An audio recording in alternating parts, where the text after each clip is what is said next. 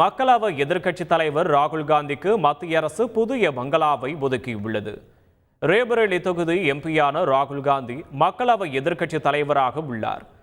Cabinet அமைச்சருக்கு இணையான பொறுப்பில் உள்ள அவருக்கு டெல்லி சுனேரி பார்க் சாலையில் இருக்கும் பங்களா எண் 5 பங்களா ஒதுக்கப்பட்டுள்ளது. 17வது மக்களவையில் வயநாடு எம்பியாக இருந்த ராகுல் காந்தி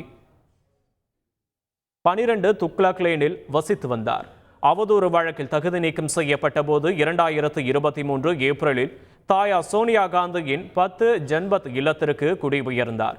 தகுதி நீக்கத்திற்கு தடை விதிக்கப்பட்ட போது தொடர்ந்து தாயார் வீட்டிலேயே இருந்தார். இப்போது அவருக்கு டெல்லியில் டைப் 8 குடியிருப்பு ஒதுக்கப்பட்டுள்ளது. பங்களா பரப்பளவு 8250 சதுர அடியாகும். தனி வளாகத்தில் வெள்ளை மாளிகை போல் அமைந்திருக்கிறது. பங்களாவில் வரவேற்பறை, படுக்கை அறைகள் என மொத்தம் 7 பெரிய அறைகள் உள்ளன. இங்கு பணியாற்றும் உதவியாளர்களுக்கு என 4 சிறிய குடியிருப்புகள் வளாகத்தில் இருக்கிறது. பங்களாவில் அரசு செலவில் சோபா, மேசை, நாற்காலிகள் உள்ளிட்ட அனைத்து பொருட்களும் அளிக்கப்படும்.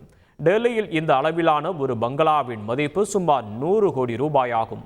எதிர்க்கட்சி தலைவராக இருப்பதால் ராகுலுக்கு அரசு சார்பில் 14 உதவியாளர்கள் கிடைப்பார்கள். உத்தரப்பிரதேச மாநிலம் சுல்தான்பூரில் அவதூறு வழக்கு ஒன்றில் ராகுல் காந்தி நீதிமன்றத்தில் ஆஜரானார்.